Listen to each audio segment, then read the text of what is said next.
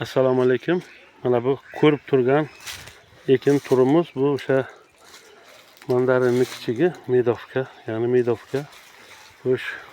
Bugungi suhbatimiz medovka haqida emas, shu medovka ekilgan limonzor haqida ketadi. Mana erkaklab ketgan, g'ovlab ketgan limon daraxtlarini qanaqa qilib ochsa bo'ladi? Mana tushuntirib o'tamiz.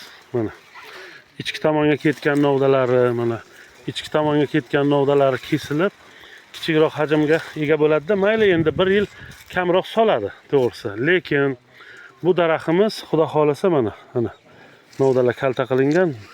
Keyinchalik bu daraxtimiz juda ham serhosil bo'ladi. O'sha 80 kilo, 100 kilo, 120 kilo beradigan daraxtlarimizga aylanadi.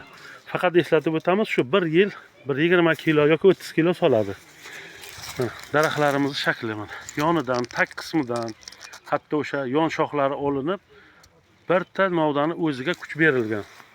Mana buni ham mana ko'rib o'tamiz. Mana ichkari qismlari limonga asosan o'sha yosh katta limonga, g'ovlab ketgan limonga mana ich qismi to'liq tozalanadi. İç qismi tozalangandan keyin mana xuddi o'sha quyosh tushadigan shaklga keltiriladi-da, bu yilga mana shu mayda novdalarni o'zini sog'ani ham yetib o'rtadi. Chunki masalan bu daraxtlarni agar biz kuzatadigan bo'lsak, ko'p joyda g'ovlatib, ichiga odam kira olmaydigan, mehnat qila olmaydigan darajaga yetib qolgan bo'ladi. Mana buni esa teskarisi o'sha g'ovlagan daraxtlarimizni ich qismlari mana ochilib, mana naryoq ochilib kesiladi. Mana bu ko'chatimiz ham shu shaklda berilgan. Endi nimaga bunchalik kesildi? Sababi bu limon g'ovlab ketib, birozgina hosildorligini yo'qotib, xullas kam hosilday bo'lib qolgan edi. Bu bog'ni ekilgandan beri bilaman. Shuning uchun bu bog'ni shu shaklga qirqishga majbur bo'ldi dehqon buvamiz. Mana o'shanda ham aytishimiz mumkinki, mana bu novdalar kesilgandan keyin mana qancha hosil berishi mumkin. Ana shu har bir novda, endi novda kamaygandan keyin mana shular to'liq ona shox hisoblanib, mana shu qismda. Deylik mana shu yerning o'zida bir 50-60 ta mana ona shoximiz bor.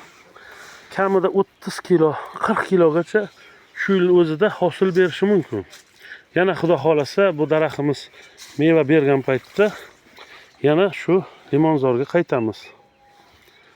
93lik 476 4020 Peshku limonchilik maktabi rahbari Nusrat Saidov siz bilan suhbatda bo'ldi. E'tiborlar uchun rahmat.